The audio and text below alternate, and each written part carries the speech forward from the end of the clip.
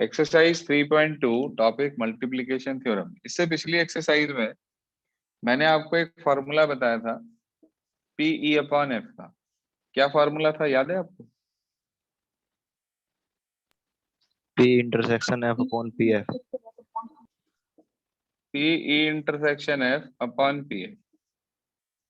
अच्छा, यही फॉर्मूला अगर इस तरीके से लिखा जाता पी एफ अपॉन ई, मतलब अब की बार एफ की निकालनी होती, ई हो चुका होता, P intersection F upon PE। Upon P. अच्छा, अगर मुझे यहाँ से इंटरसेक्शन की प्रोबेबिलिटी निकालनी हो तो वो क्या हो सकती है? प्रोबेबिलिटी ई इंटरसेक्शन एफ क्या बैठेगा? P probability E E bye upon F ई into PF। Into P F, या फिर P F by E into P. पहले एफ हुआ, ध्यान दीजिए, पहले एफ हुआ उसकी प्रोबेबिलिटी, और फिर ई हुआ जब एफ हो चुका है उसकी प्रोबेबिलिटी। दोनों की प्रोबेबिलिटी की मल्टीप्लिकेशन करके आपको साइमल्टेनियस प्रोबेबिलिटी मिल जाएगी, जिसे हम पी ई इंटू एफ भी कह देते हैं। इसे हम पी ई इंटू एफ भी लिख देते हैं, इसलिए इसको मल्टीप्लिकेशन थ्योरम का नाम दिया जाता है। जो भी इवेंट पहले होगा, मान लो एफ पहले हुआ तो फिर ई की प्रोबेबिलिटी जब एफ हो चुका है, या मान लो ई पहले हुआ तो एफ की प्रोबेबिलिटी जब ई हो चुका है। तो ये तरीका होता है हमारे पास इसे काम करने का। ये जो टॉपिक आपने पढ़ने जा रहे हैं, ये वाला मल्टीप्लिकेशन थ्योरम, ये बेसिकली डिपेंडेंट इवेंट के लिए काम करता है। डिपेंडेंट इवेंट का क्या मतलब है? जैसे मान लीजिए आपके पास एक बैग है, अर्न है, उसके अंदर कुछ बॉल्स हैं, ठीक है भाई, उसके अंदर कुछ बॉल्स हैं।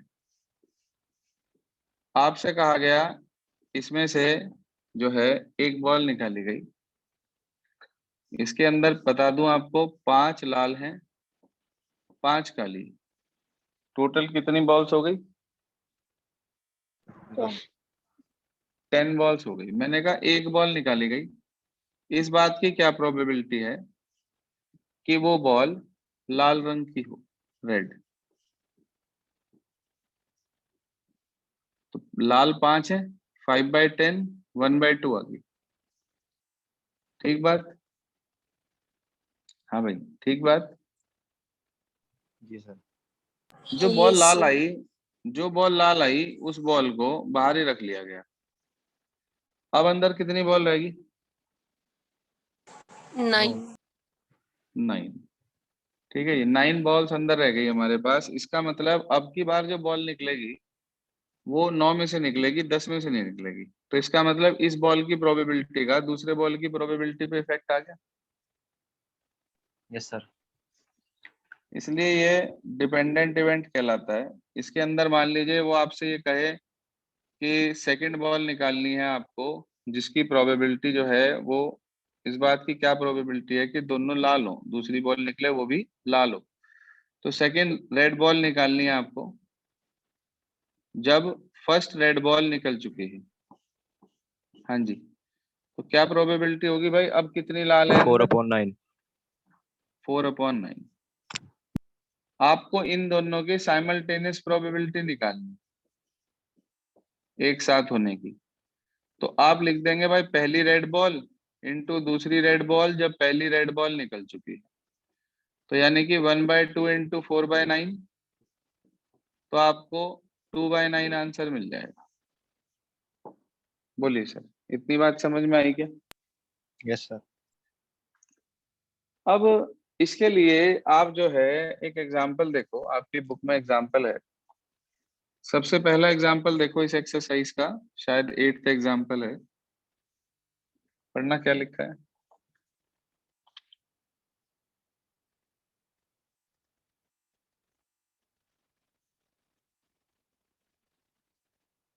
जी हाँ, NCERT chapter number 13, exercise 13.2, example number 8। पढ़िए क्या कहता है।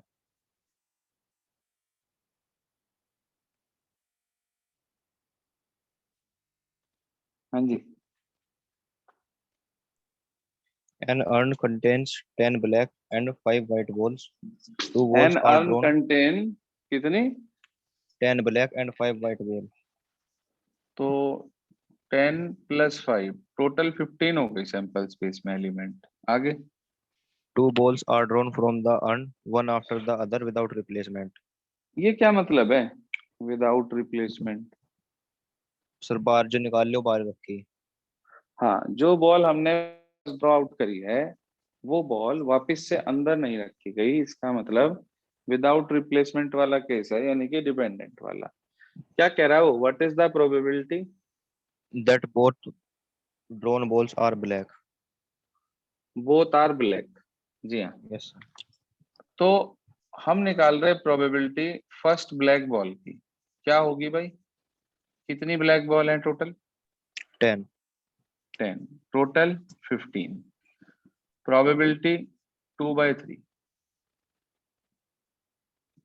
फिर वो जो पहली ब्लैक बॉल निकाली उसे बाहर रख लिया गया, तो इसका मतलब प्रोबेबिलिटी जो दूसरी ब्लैक बॉल है, सेकंड ब्लैक बॉल, जब फर्स्ट ब्लैक बॉल निकल चुकी है, आइडेंटिकल है इसलिए B1 B2 नहीं लिख रहा हूँ।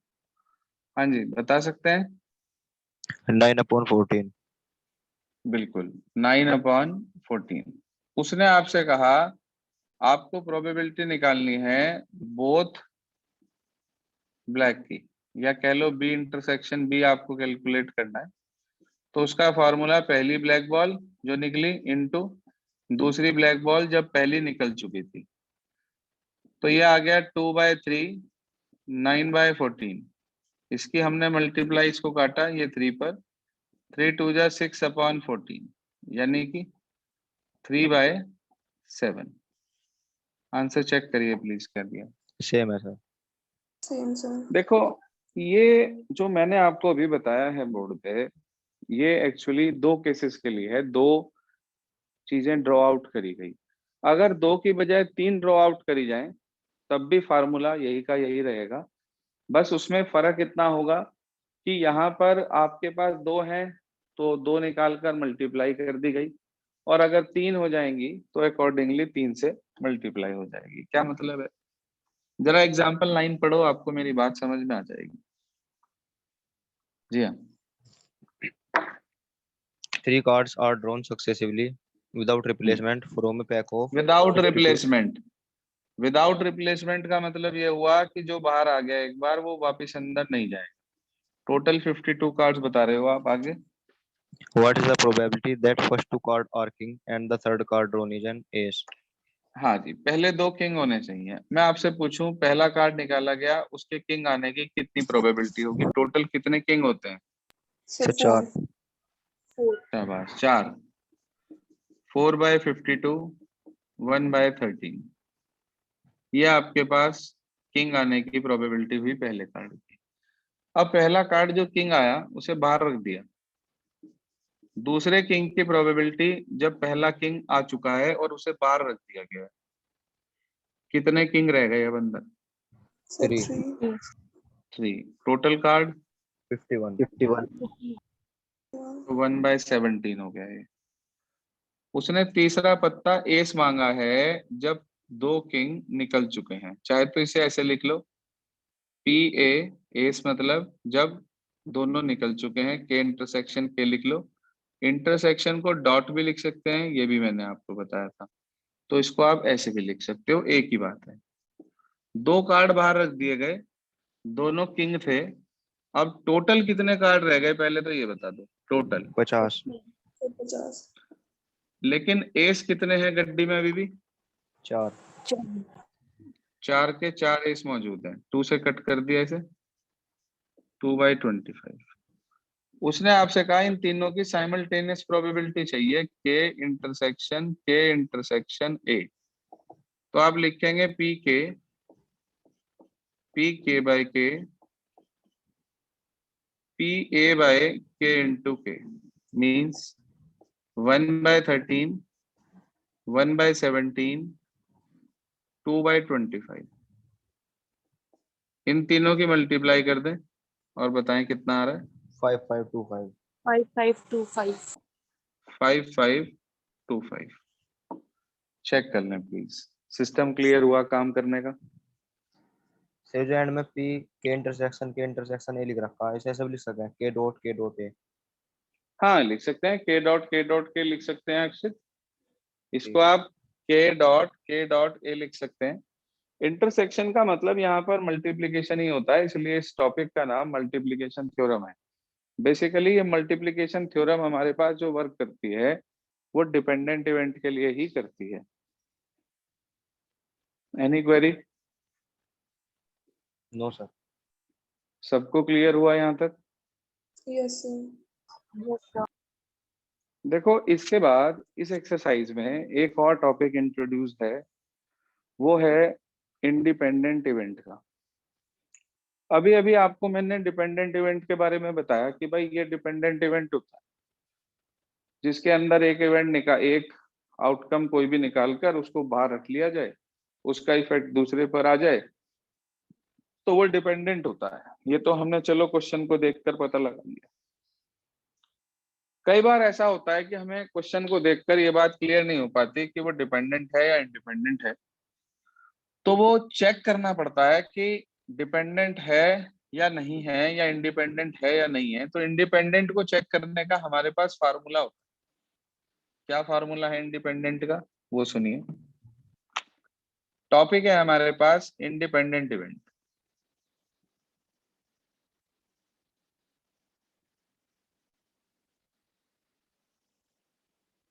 जी हाँ, two events A and B are said to be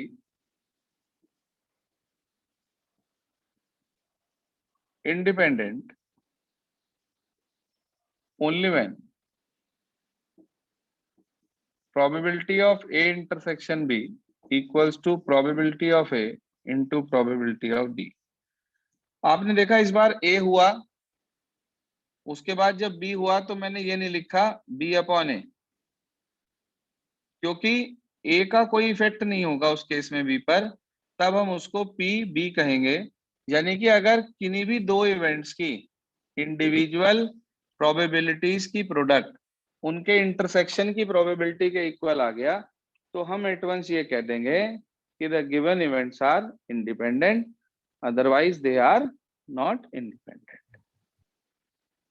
बताइए बेटा, any query? No sir. No, sir. तो अगर मान लीजिए दो इवेंट आपके पास हैं और आपको चेक करना है कि वो इंडिपेंडेंट है या नहीं है, तो ये उसका फंडामेंटल है काम करने का। जैसे एग्जाम्पल के रूप में एक्सरसाइज में इसमें ही इन्हीं एग्जाम्पल्स में आप एग्जाम्पल नंबर 10 पढ़ना, क्या लिखा है example 10? The die is thrown. If E is the event, the number appearing is a multiple of 3, and F be the event, the number appearing is even. Then find whether E and F are independent. हाँ जी, यही कहा ना, देखना ई के Yes लिए sir. तो multiple of 3 और F के लिए आप बता रहे हो इवन, है ना? Yes sir. सर चेक करना है इंडिपेंडेंट है या नहीं, मुझे नहीं पता भाई। मैंने तो इनके इंटरसेक्शन निकाला, पहले इंटरसेक्शन में मैंने देखा 6 आ रहा है, तीनों की प्रोबेबिलिटी निकाल ली। ई की 2/6 यानी कि 1/3, एफ की 3/6 यानी कि 1/2, और प्रोबेबिलिटी ई इंटरसेक्शन एफ की 1/6। ये तीनों चीजें हमने निकाल ली। अब हमें चेक करना है कि ये इंडिपेंडेंट है या नहीं। हम नहीं जानते भाई, हमने तो पीई इंटू पी एफ की वैल्यू निकाली, PE into P F. PE है 1/3, पी एफ है 1/2, दोनों की मल्टीप्लाई करी 1/6, जो कि इक्वल आ गया प्रोबेबिलिटी ई इंटरसेक्शन एफ के।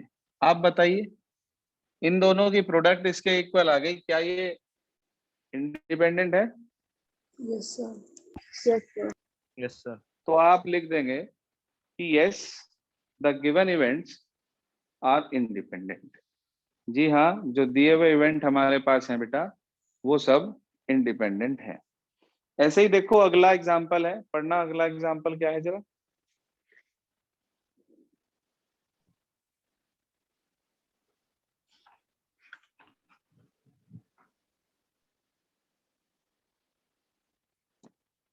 Read next example, please. Example number 11.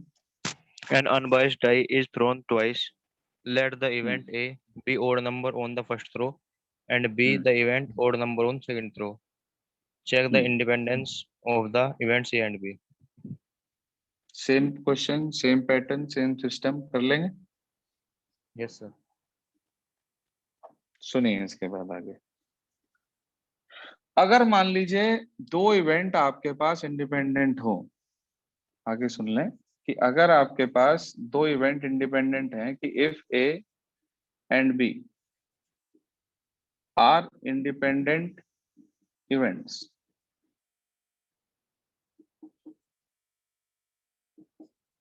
then following events are also independent।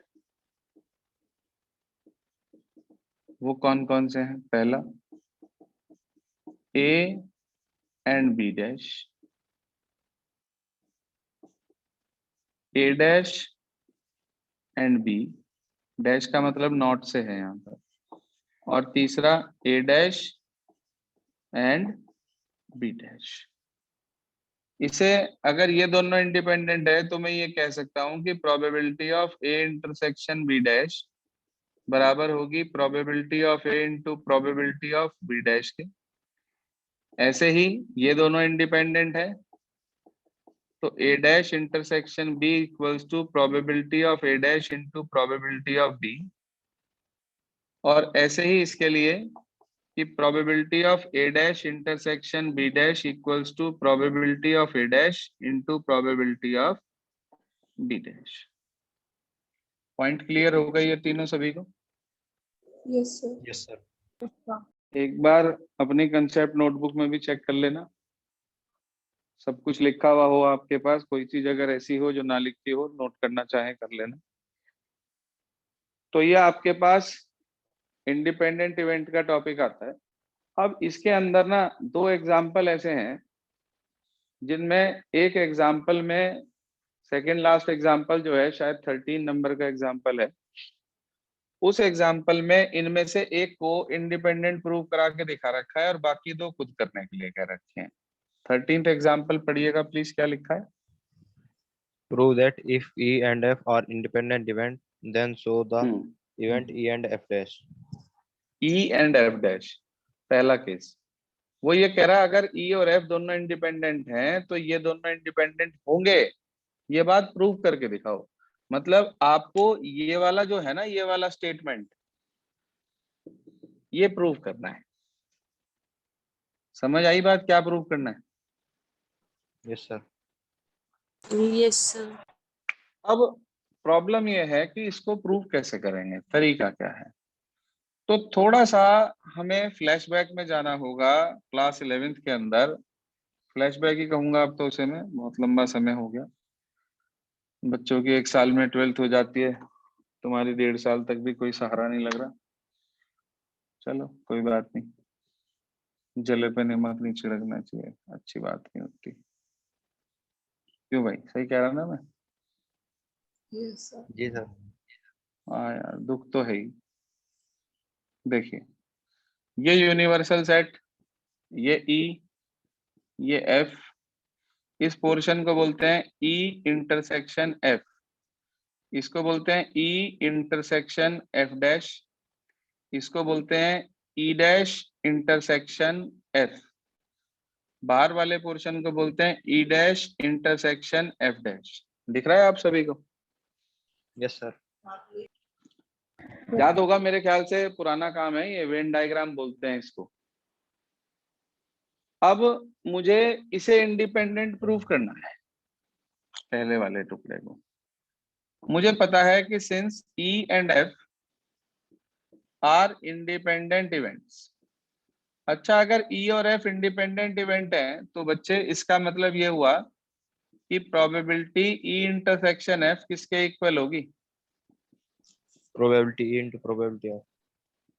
ये तो दे रखा है आपको। हाँ जी, ये तो दे रखा है आपको।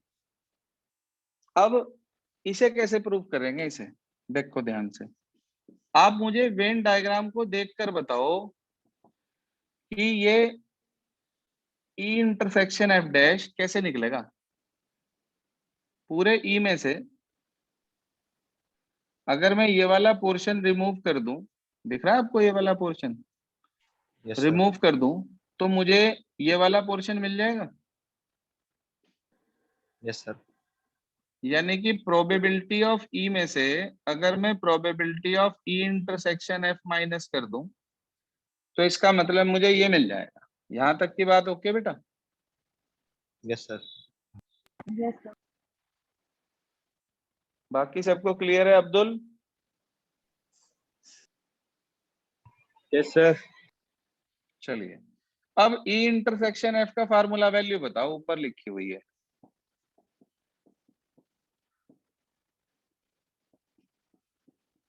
पी इंटू पी एफ कहां से आई भाई? गिवन फ्रॉम फर्स्ट, पहली इक्वेशन से। ऊपर मान रखी है ना पहली इक्वेशन। क्या कॉमन है दोनों में से? पी। पीई कॉमन है। चलो जी, पीई कॉमन ले लिया। अंदर क्या बचा? 1 माइनस पी एफ। ये क्या होता है 1 minus P F? P F P not F. P not F यानी कि पी एफ डैश। जरा देखना, क्या P E intersection F dash equal आ गया P E into P F dash के? Yes sir. Yes sir. तो आप कह देंगे it implies E and F dash are independent events. बोलिए बेटा जी, क्लियर हो गई बात? Yes sir. इस तरीके से आप बाकी के दोनों पार्ट भी प्रूव कर सकते हैं। इसके लिए तो आप लेंगे P F minus PE intersection F, इसी तरीके से होगा। इसके लिए कैसे लेंगे? E dash intersection F dash को अगर प्रूव करना होगा। हाँ जी, इसे कैसे प्रूव करेंगे आप?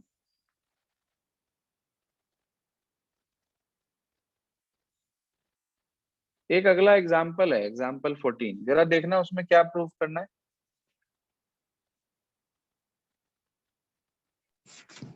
If A and B are two independent events, then probability of occurrence of at least one of A and B is given by 1 minus PA dash PB dash.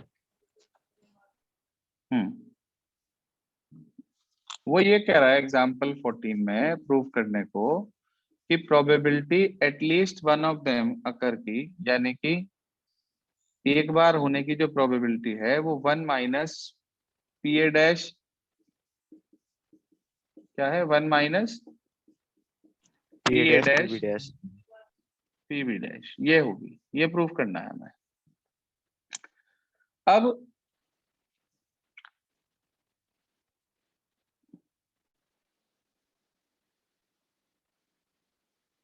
अब अगर ये प्रूफ करना है हमें तो उसका क्या सिस्टम है, क्या फंडामेंटल है इस वाले केस का? अच्छा, एक डी मॉर्गन की लॉ पड़ी थी, ई डैश इंटरसेक्शन एफ डैश, जो कि इक्वल होती है पीई यूनियन एफ के होल डैश की, जिसे आप 1 माइनस पीई यूनियन एफ लिख सकते हैं। लिख सकते हैं? Yes sir. तो इसके अंदर आप फार्मूला लगाना जानते हैं, कौन सा वाला? वही PE plus PF minus P intersection A. हाँ, ये वाला। यहाँ पे आप इसकी वैल्यू रख देना यहां से उठा के, और इसको प्रूफ करने की कोशिश करना। ऐसे ही इसके अंदर भी अप्लाई करेंगे, आप कोशिश करेंगे करने की। इसका फार्मूला डायरेक्ट लगाएंगे और सिंप्लीफाई करके रिजल्ट निकालेंगे। आज लिख लीजिए कि आपको एक्सरसाइज नंबर 13.2 करनी है, और वो भी